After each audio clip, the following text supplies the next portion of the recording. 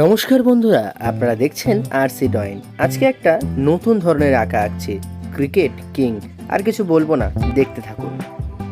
প্রথমে নাক থেকে শুরু করে গোপের একটু শেডিং দিচ্ছিলাম, তারপরে গোপটা কমপ্লিট করে ঠোঁটে এসেছি, কারণ আমি নাক থেকেই শুরু করি।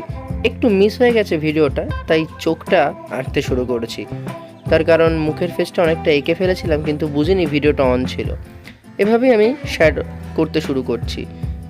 এরপরেও আমার ফোনটা কাজ না করার জন্য এরকম কিছু কিছু ক্লিপ আমি হারিয়ে ফেলেছি, বাট তারপরেও আমি আপনাদেরকে প্রত্যেকটা ক্লিপ দেখানোর চেষ্টা করছি। আশা করি আপনারা ধরতেই পেরেছেন আমি কাকে আঁকছি। হ্যাঁ হ্যাঁ, ঠিকই ধরেছেন, ক্রিকেট কিং কোহলি। আমরা ভারতবাসী, আমাদের সত্যিই গর্ব হয় বিরাট কোহলি আমাদের দেশে খেলোয়াড়, আর আমাদের দেশকে এতভাবে রিপ্রেজেন্ট করছে।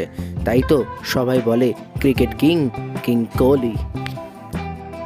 এই আঁকাটা আঁকতে আমি তেমন কোনো রকমই পেন্সিল স্কেচের পেন্সিল ইউজ করিনি, শুধুমাত্র পেন্সিল 0.5 আর 0.7-এর পেন্সিলই ইউজ করেছি, আর নর্মাল যা পেন্সিল দিয়ে একটু ডার্ক করা যায়। আর হ্যাঁ, একটা পেপার পেন্সিলও ইউজ করেছি। আপনারা কমেন্টে করুন তো, বিরাটের ফেসটা কি এসেছে, না আরেকটু ঠিক করতে হবে? তাড়াতাড়ি কমেন্ট করুন। আমার নতুন চ্যালেঞ্জ আর আপনাদের সাপোর্ট আমাকে প্রত্যেক দিন নতুন কিছু আঁকার জন্য মোটিভেট করে। তাই আপনাদের ভালো লাগাটাই আমার কাছে সবথেকে গুরুত্বপূর্ণ বিষয়।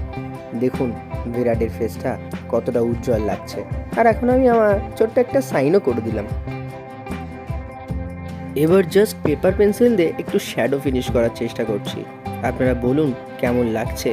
ভালো লাগলে লাইক করবেন এবং চ্যানেলটিতে নতুন আসলে সাবস্ক্রাইব করে দেবেন প্লিজ।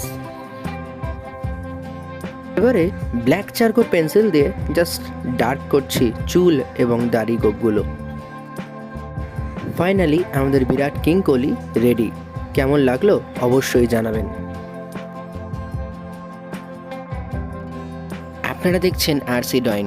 আপনারা চাইলে আপনাদের কারোর আঁকা রেকমেন্ড করতে পারেন, আমরা চেষ্টা করবো আঁকার। ভালো লাগলে লাইক করবেন, চ্যানেলটি শেয়ার করেন, সাবস্ক্রাইব করে নেবেন। টাটা।